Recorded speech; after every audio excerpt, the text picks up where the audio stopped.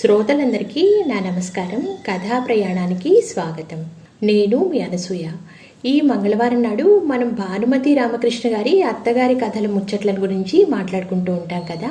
అందులో భాగంగానే ఈ వారం మరో పసందైన కథతో మీ ముందుకు వచ్చేసాను. కథ పేరేంటంటే అత్తగారు కట్టుడు పళ్ళు.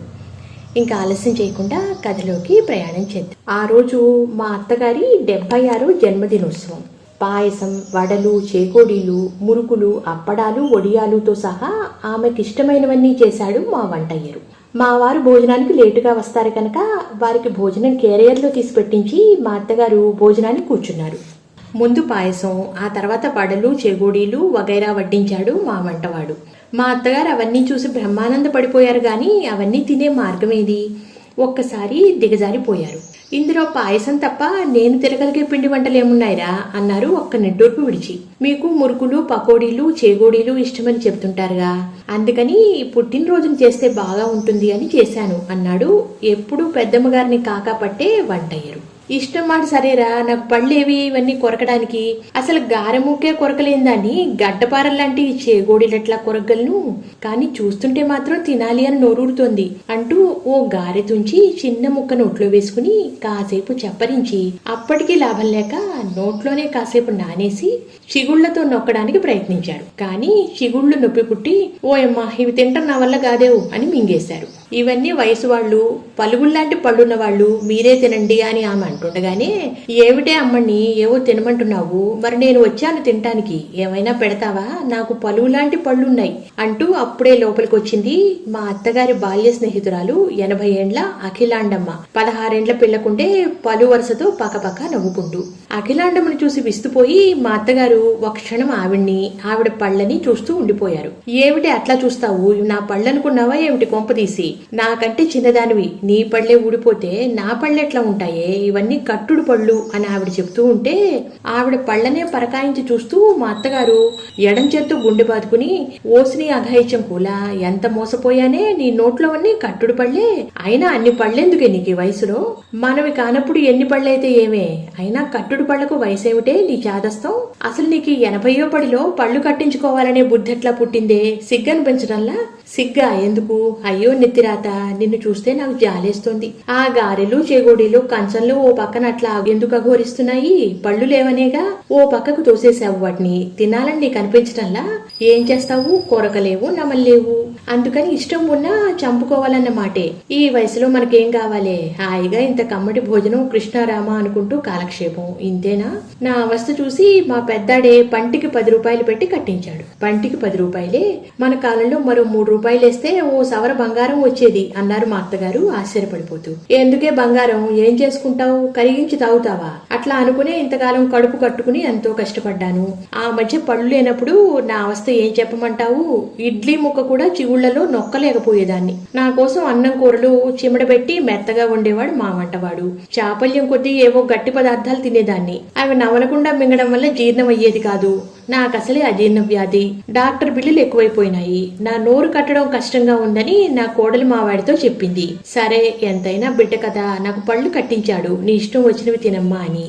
ఆవిడ చెప్తుంటే వంటవాడు వడలు, పాయసం, చెగోడీలు వగైరా తెచ్చి ఒక ప్లేట్లో అఖిలాండమ్మ ముందు ఉంచాడు. ఆవిడ అన్ని కరకరా నెమిలి తినేస్తూ ఉంటే ఆవిడ నోటికేసి చూస్తున్న మా అత్తగారి నోరూరడం మొదలుపెట్టింది. ఇంకో విశేషమే అమ్మని, మాట తొస్సుపోదు, పళ్ళు లేనప్పుడు మాటే సరిగా మాట్లాడలేకపోయేదాన్ని. అసలే నాకు కోపం జాస్తి, నీకు తెలుసుగా. ఇక కోపం వచ్చిందంటే నేనేం మాట్లాడుతున్నానో నాకే అర్థమయ్యేది కాదు.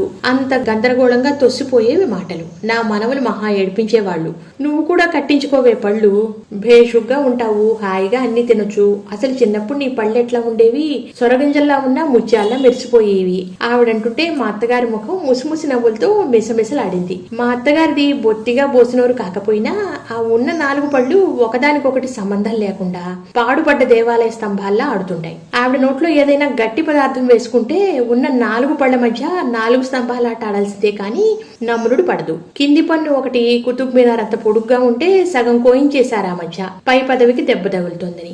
ఉన్న 4 పళ్ళు కదులుతూనే ఉన్నా ఆమె వాటిని తీయించడం ఇష్టం లేక అలానే తంటాలు పడుతూ వస్తున్నారు చాలా ఏళ్లుగా. అఖిలాండమును చూశాక ఆమెలాగే తను పళ్ళు కట్టించుకుని ఇంతకాలం తనను అవస్థ పెట్టిన గట్టి పదార్థాలన్నిటినీ కసి కొద్దీ నమిలి మింగేయాలనే కోరిక కలిగింది అని ఆమె ముఖం చూసి గ్రహించగలిగాను. అఖిలాండమ వెళ్ళిపోయాక మా అత్తగారు కాస్త పిడిగి పడుతూ, ఏమే నేను పళ్ళు కట్టించుకుంటే బాగుంటుందంటావా? ఈ ఉన్న 4 ఊడితే ఇంకా అవస్థ అవుతుందేమోనే అని ఆలోచిస్తున్నా. అయినా పంటికి 10 రూపాయలు పెట్టి అన్ని పళ్ళు నోటి నిండా కట్టించుకోవడం నాకు ఇష్టం లేదు. ఏదో కాస్త గట్టి పదార్థాలు నమలడానికి, మాట తొసుపోకుండా ఉండటానికేగా. ఇటు 2 అటు 2 దంతాలు చాలు. ముందు వైపు 3 పళ్ళు ఎక్కువ, పైవైపు కింది వైపు కలిపి మొత్తం 14 పళ్ళు చాలేవే. పంటికి 10 రూపాయలు పెడుతున్నాం గనక కాస్త వెడల్పాటి పళ్ళు కట్టించుకుంటే సరి, చోటు కలిసి వస్తుంది అని మా అత్తగారు అంటుంటే నా నవ్వు అణుచుకోలేక అవస్థపడ్డాను. మిగతా 18 పళ్లకు 180 రూపాయలు అఖిలాండమ్మ కంటే తను ఆదా చేశాను అని మా అత్తగారు సంతోషపడిపోయారు. పళ్ళ డాక్టర్ ఎంత చెప్పినా వినకుండా 14 పళ్లే కట్టించుకున్నారు మా అత్తగారు పట్టుబట్టి. ప్రతిరోజు పళ్ళు తీసి తగిలించుకోవడం అలవాట్లేక మొదట్లో మా అత్తగారికి అవస్థ అనిపించేది. ఒక్కో పక్క దంతాలు 2 కట్టించడం వల్ల తినే పదార్థాలు ముందున్న 3 పళ్ళకి, దంతాలకి మధ్య నగాధంలోకి తప్పుకుని మింగుడు పడేవి. దాంతో పాటు మా అత్తగారు పళ్ళు కట్టించుకున్న సంగతి మర్చిపోయి అలవాటు ప్రకారం నోట్లో వేసుకున్నవన్నీ గుటుక్కును మింగేయడం, మళ్లీ గుర్తు వచ్చి అయ్యో నెత్తిరాత నవలడం మర్చిపోయానే అనుకుంటూ తన్ను తాను తిట్టుకునేవారు. నోటి నిండా పళ్ళుంటే నవలాలని గుర్తుంటుంది, మైలుకొకటి కట్టించారు, అవి ఉండి ఒకటే లేక ఒకటే అంటూ నవ్వేవాడు వంటవాడు. ఒకరోజు మా అత్తగారు బావిలో నుంచి మడి నీళ్లు తోడుకుంటూ పాత్రలు తెల్లగా తోమలేదని పని మనిషి మీద కేకలేస్తూ అదేదో మొరడు సమాధానం చెప్పేసరికి చిచి నోర్ముయ్ పళ్ళు రాలగొట్టేస్తాను అంటూ బకెట్ అందుకోబోయే సమయంలో ఆమె నోట్లో పళ్ళు కాస్త ఊడి బావిలో పడ్డాయి. ఆ కంగారులో బకెట్ బావిలో వదిలేసి, ఒసేవు నా పళ్ళేవు, నా బంగారం లాంటి పళ్ళు బావిలో పడ్డాయేవు, నేనేం చేసేది ఇప్పుడు అంటూ మా అత్తగారు బావి చుట్టూ గిరగిరా తిరగడం మొదలుపెట్టారు. పని మనిషి నవ్వు ఆపుకోలేక పడి పడి నవ్వుకుంటూ పరిగెత్తుకొచ్చి నాతో చెప్పింది. నేను పరిగెత్తుకెళ్లేసరికి మా అత్తగారు బావి పక్కనున్న బండ మీద విచారపడుతూ కూర్చున్నారు. బంగారం లాంటి పళ్ళు కట్టించుకుని 4 రోజులు కూడా కాలేదు, ఒక్కో పన్ను 10 రూపాయలు అన్యాయంగా బావిపాలు చేశానే. అయినా పళ్ళు కట్టిన వాడు దగాకోరు కాకపోతే ఇట్టా తుమ్మితే ఊడే ముక్కులాగా కడతాడా? కాస్త గట్టిగా మాట్లాడితే పళ్ళు రాలిపోతే ఎట్టాగు అంట. ఇవి ఇంత లక్షణంగా కట్టడమే కాకుండా నాకు ఉన్న 4 పళ్ళు పీకేశాడే దుర్మార్గుడు. మా అత్తగారు వాపోతూ ఉంటే గోడ చాటున పొట్ట చెక్కలయ్యేట నవ్వుతున్న పని మనిషి నవ్వు ఆపుకుని మళ్లీ కట్టించుకుంటే సరిపెద్దమ్మ గారు, పళ్ళకేం భాగ్యం అన్నది. అవును మళ్లీ కట్టించుకోండి, పోయిన వాటికి అనవసరంగా బాధపడకండి అంటూ నేను ఓదార్చిపోయాను. మళ్లీ కట్టించుకోవడం మాటలా, పంటికి 15 రూపాయలు బావిపాలు చేశానే అంటూ తలపట్టుకున్నారు. పోనీ బావిలో దిగే వాళ్ళని పిలిచి పళ్ళు ఎతికించి బయటికి తీయించండి పెద్దమ్మ గారు అంటూ సలహా ఇచ్చింది పని మనిషి. అది విని మా అత్తగారి ప్రాణం లేచొచ్చింది. అవునేవు పిలుచుకురావే ఎవరినన్నా, నీకు పుణ్యం ఉంటుందే మా అమ్మ కదూ అంటూ దాన్ని బతిమిలాడటం మొదలుపెట్టారు. అట్టానేలే పెద్దమ్మ గారు, మా ఇంటాయంతో చెప్తాను అన్నది పని మనిషి. మధ్యాహ్నం పని మనిషి 3 మగాళ్లను వెంటబెట్టుకొచ్చింది. ఆజాను బాహువులతో గడ్డాలు పెంచుకుని ఒడ్డు పొడుగు నా 3ని చూసి మా అత్తగారు, వీళ్ళెవరో చూడటానికి రౌడీల్లా ఉన్నారే, వీళ్ళెందుకుతారు బావిలో, అయినా ఈ రౌడీ వెధవులంతా మన పని మనిషికి ఎట్లా తెలిసే అంటూ సందేహంగా దాని వైపు చూశారు. అది చెప్పిందిగా దాని మొగుడికి చెప్పి ఎవరినన్నా పిలుచుకొస్తానని అంటూ గుర్తు చేశాను ఆమెకి. చెప్పింది కదూ అన్నట్లు దాని మొగుడు అంటుంది, వాడెక్కడా కనిపించడే అంటూ మళ్ళీ పని మనిషి వైపు అనుమానాస్పదంగా చూశారు మా అత్తగారు. నాకు నవ్వొచ్చింది. వాడి గొడవ మనకెందుకు, మనకు కావాల్సింది మీ పళ్ళు. వాళ్ళు బావిలోకి తీసినందుకు ఎంత తీసుకుంటారో డబ్బు విషయం పని మనిషి ద్వారా మాట్లాడండి అన్నాను. అవునేవు ముందు మాట్లాడితే మంచిది అంటూ పని మనిషిని కేకేశారు. ఈ లోపుగా వాళ్ళు బావి చుట్టూ ఒకసారి ప్రదర్శన చేసి హిందీలో ఏదో మాట్లాడుకోవటం మొదలెట్టారు. అంతవరకు వాళ్ళు హిందీ వాళ్ళని మాకు తెలియలేదు. మా అత్తగారు నేను ఒకళ్ళ ముఖాలు ఒకళ్ళని చూసుకున్నాం. దేశం కాని దేశం వాళ్ళు మా పని మనిషికి ఎట్లా దొరికారా అని మరొకసారి దానివైపు మా అత్తగారు అనుమానంతో చూశారు. పని మనిషి మా అత్తగారి చూపు గ్రహించి, ఎవరో ఉత్తర దేశం వాళ్ళంటమ్మా వీళ్ళు, రైలు పడిపోయి ఎక్కడో వాళ్ళ పెట్టే బేడ అంతా పోయిందంట, పాపం అన్నానికి కూడా లేకుండా అల్లాడతా మా ఆయనకి కనిపించారట. వాళ్ళ దేశానికి తిరిగిపోయేందుకు ఛార్జీలకి ఏదైనా కూలీ నాలి చేస్తామని 2 రోజుల నుంచి ఆయన చుట్టూ తిరుగుతూ ఉన్నారంట. పొద్దున మీ పళ్ళ సంగతి చెప్పగానే వీళ్ళని పంపాడు అని ముగించింది. అవేనే మా ఆయన అంటావు, నీ మొగుడెవడో ఇంతవరకు మాకు కనిపించలేదే, అయినా ఇప్పుడు వీళ్ళతో వాడెందుకు రాలేదు అన్నారు మా అత్తగారు ఇంకా ఉండబట్టలేక. అది సిగ్గుపడుతూ, అదేంటి పెద్దమ్మ గారు, ఆయన పనులకు వెళ్తాడు, ఆయనేగా పొద్దున పనిలోకి వెళ్తా నన్ను గేటుకాడు వదిలేసి వెళ్తాడు, కావాలంటే మన గోరకాన్ని అడగండి అన్నది. గేటు బయట విషయం మా అత్తగారు తర్కించదలుచుకోలేదు. దబ్బున శబ్దం వినిపించి ఉలిక్కిపడి తిరిగి చూశాం. ఆ ముగ్గురు కనిపించలా. పని మనిషి పక్కపక్క నవ్వుతూ, ముగ్గురు మీ పళ్ళ కోసం బావిలో దూకారమ్మా అన్నది. బావిలో ఉండే పూడంతా తీసి వెతికినా మా అత్తగారి పళ్ళు దొరకలా. కానీ బావిలో నీళ్లు తేటపడ్డాయి. వాళ్ళకి ఇవ్వాల్సిన డబ్బు ఎంతని పని మనిషి చేత అడిగిస్తే 50 రూపాయలు అన్నారు. మా అత్తగారు గుండెలు బాదుకుంటూ, అయ్యో 50 రూపాయలే, ఆ డబ్బు పెడితే 5 పళ్ళు వచ్చేవి కదే, ఇదేం అన్యాయం, ఇంత కూలి అడుగుతున్నారు వీళ్ళు అని ఆవిడ అంటుంటే ఆ ముగ్గురు వచ్చి ఆ ముందు నిలబడ్డారు. మా అత్తగారికి ముచ్చెమటలు పోసాయి. నా వైపు చూసింది మెల్లిగా. ఆ చూపు తక్షణం వాళ్ళకి ఆ డబ్బు ఇచ్చి పంపించేయమన్నట్లుంది. వాళ్ళు వెళ్ళాక మా అత్తగారు పూడు తీసిన మన్ను ముందు కూర్చుని దిక్కుమాల పళ్ళు దొరక్కపోగా 50 వదిలించారు అంటూ యాష్టపడ్డారు. మర్నాడు పొద్దుటే పేపర్లో ఎవరో ఉత్తర హిందుస్థానం వాళ్ళు కొందరు దొంగల ముఠా వచ్చి దక్షిణ దేశంలోని కొన్ని ప్రాంతాల్లో పెద్ద పెద్ద దొంగతనాలు చేస్తున్నారని, క్రితం రాత్రి మద్రాసు సమీపంలో ఉన్న కాలనీలో పెద్ద బంగళాలో చాలా పెద్ద దొంగతనం జరిగిందని, దొంగలు కత్తులు చూపించి నగలు డబ్బు దోచుకెళ్లారని, ఆ దొంగలు గడ్డాలు పెంచుకుని ఉన్నారని, కొందరు ముఖాలు గుర్తు తెలియకుండా గుడ్డలతో కట్టుకున్నారని నేను పేపర్ చదువుతుంటే మా అత్తగారి పై ప్రాణాలు పైనే పోయినాయి. పని మనిషి పరిగెత్తుకుంటూ వచ్చి, అమ్మా నేను బావిలోకి దిగి పూడి తీసిన హిందీ ఓళ్ళని పోలీసులు పట్టుకెళ్లారంట అని చెప్పింది. మా అత్తగారు గుండె బాదుకుంటూ, హౌరా ఎంత గండం గడిచింది, వాళ్లేనే సందేహం లేదు, వాళ్ళ గడ్డాలు వాళ్ళ దొంగ ముఖాలు చూసి నేను మొదటే ఊహించాను. నువ్వు ఇప్పుడు పేపర్లో చదివిన లక్షణాలన్నీ వాళ్ళ దగ్గర ఉన్నాయి, సందేహం లేదు, మోసపోయాం, నా పళ్ళు పాడైపోను, దొంగలకు దోవ చూపించినట్లయిందే, ఇల్లంతా పరకాయించి చూసారే వాళ్ళు, వాళ్ళ చూపులు వాళ్ళు తలుచుకుంటేనే భయంగా ఉందే, ఇంకా ఏం రాశారే చదువు అంటూ తొందర పెట్టారు. ఊళ్ళో గడ్డాలు పెంచుకునే వాళ్ళని, కాషాయాలు కట్టుకునే వాళ్ళని అనుమానించి పోలీసులు వెంటాడుతున్నారట సిఐడిల్లా. గడ్డాలుండి హిందీలో మాట్లాడితే వెంటనే అరెస్టు చేస్తున్నారట అని నేను చదువుతుంటే వంటవాడు తమిళ పేపర్ పట్టుకుని పరిగెత్తుకొచ్చాడు. నేను చదివే విషయం చెప్పడానికే. వంటవాడిని చూడగానే మా అత్తగారి గుంటె గుబేలు మంది. శబరిమలై వెళ్లాలని వంటవాడు 4 రోజులుగా గడ్డం పెంచుతున్నాడు. వాడి గడ్డం చూడగానే మా అత్తగారు గాబరా పడిపోతూ, ఒరే ముందా గడ్డం తీసేయి, పోలీసులు గడ్డాల వాళ్ళని వెంటాడుతున్నారట అని చెప్తూ ఉంటే వంటవాడు చెంపలు వాయించుకుంటూ, శరణం అయ్యప్ప శరణం, సామియే శరణం అంటూ కంట్లు మూసుకుని భక్తితో వెళ్లిపోయాడు. ఆటోమేటిక్ గా మా అత్తగారు చెంపలేసుకుంటూనే, భక్తికి గడ్డానికి సంబంధం లేదురా, ప్రాణం మీదకి వస్తుంటే ఏం చేస్తావురా, తక్షణం ఆ గడ్డం తీసేసి ఒక అపరాధ కానుక వేసేయి సరిపోతుంది అని మా అత్తగారు అంటుంటే, అదెట్లా పెద్దమ్మగారు, ఇదేం తిరుపతి మొక్కు అనుకున్నారా, అయ్యప్పని మొక్కు, నిండా కష్టం అంటూ పళనికి మొక్కుకున్న మా పనివాడు అయ్యర్ కంటే పొడుగ్గా పెరిగిన గడ్డంతో ప్రవేశించాడు. వాడిని చూసి మా అత్తగారి మతి మరి కాస్త చెడింది. ఒరేయ్ నువ్వెందుకురా గడ్డం పెంచావు అని అడిగారు మండిపడుతూ.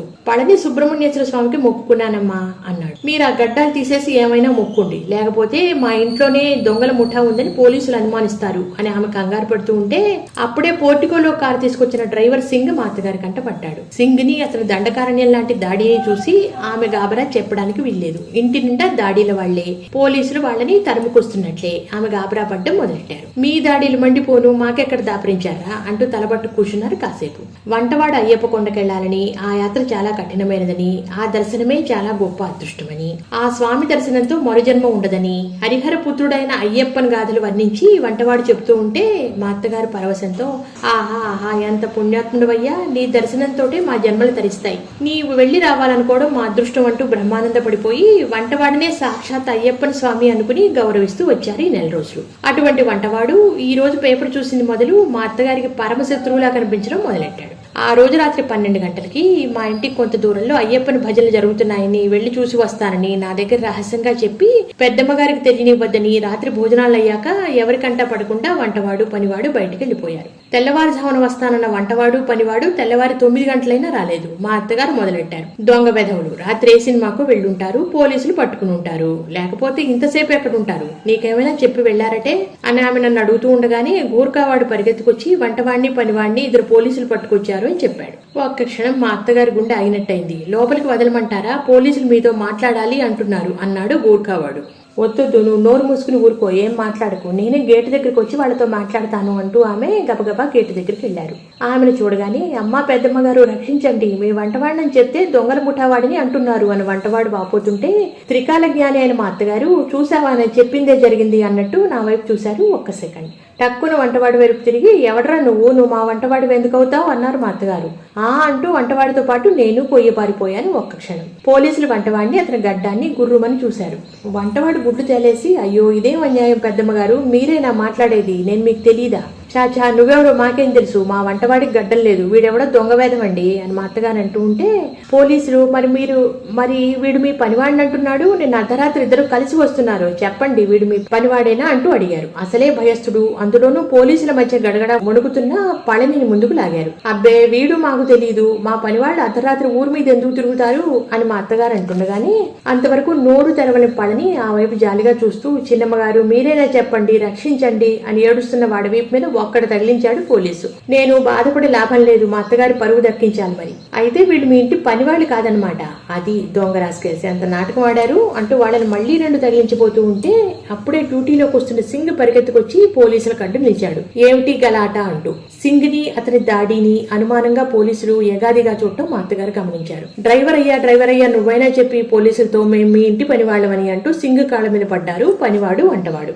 ఇతను మీ డ్రైవరా అంటూ మా అత్తగారిని అడిగారు పోలీసులు. శ్రీరామచంద్ర, వీడు మా డ్రైవర్ ఎందుకు అవుతాడు, మా డ్రైవర్ గడ్డం లేదు మీసము లేదు, అయినా వీళ్ళందరి వివరాలు మమ్మల్ని ఎందుకు అడుగుతారు, వాళ్ళని తీసుకెళ్లి ఏమైనా అడుక్కోండి, ఎక్కడికైనా పోండి, మాకేం సంబంధం లేదు అంటూ గేటు మూసేయమని గూర్ఖాతో చెప్పారు మా అత్తగారు. సింగ్ కి ఎక్కడ లేని కోపం వచ్చింది. గేటు మూయబోతున్న గూర్ఖాని అవతలకు తోసేసి, వారేవా పెద్దమ్మగారు, నేను మీ డ్రైవర్ కాదు, వీళ్ళు మీ వంటవాడు పనివాడు కాదు, పోలీసులకు భయపడి ఇంత పచ్చి అబద్ధం చెప్తారా, ఉండండి అయ్యగారిని పిలుచుకొస్తాను అని వాడు లోపలికి పోతుండగానే లోపల నుంచి సింగ్ అంటూ మా వారి కేక వినిపించింది. వచ్చాను సార్ అంటూ సింగ్ లోపలికి పరిగెత్తాడు. మరుక్షణం పళని అయ్యర్ అంటూ వంటవాడు పనివాడు పోలీసులను ఒక్కతోపు తోసి సింగ్ వెనకాలి పరిగెత్తారు. పోలీసులు ఒకరి ముఖాలు ఒకరు చూసుకుని మా అత్తగారి వైపు అనుమానంగా చూశారు. ఇక వాళ్ళ ఎదురు నిలబడ్డానికి ముఖం చెల్లక మా అత్తగారు నా వైపు తిరిగి, అబ్బాయి లేచాడుగా, వీళ్లతో మాడే మాట్లాడతాళ్లే, మనకెందుకు వచ్చింది వెధవసంత అని ఆమె అంటుండగాని పని మనిషి పరిగెత్తుకొచ్చి, పెద్దమ్మగారు మీకు మంచి తమాషా చూపిస్తాం, తొందరగా రాండి అంటూ సంతోషంతో ఒళ్ళు మర్చిపోయి మా అత్తగారు చేయి పట్టుకుని గబగబా లాక్కెళ్ళింది. బావిలోంచి తీసిపోసిన పూడు మన్నులో ఒక్కసారి తడుక్కుని మెరిసాయి మా అత్తగారి పళ్ళు. నా పళ్ళేవు దొరికాయేవు, అమ్మయ్యా 50 రూపాయలు ఈ మన్నులో పోసానే అని బాధపడ్డాను, ఎట్లా కనిపించాయా నీకు అని అడిగారు మా అత్తగారు పని మనిషిని. గుడ్డలుతుకు నీళ్లు ఆ మన్ను మీద ఇసిరిపోసానమ్మగారు, ఆ బురదలో తడుక్కుమన్నాయి మీ పళ్ళు.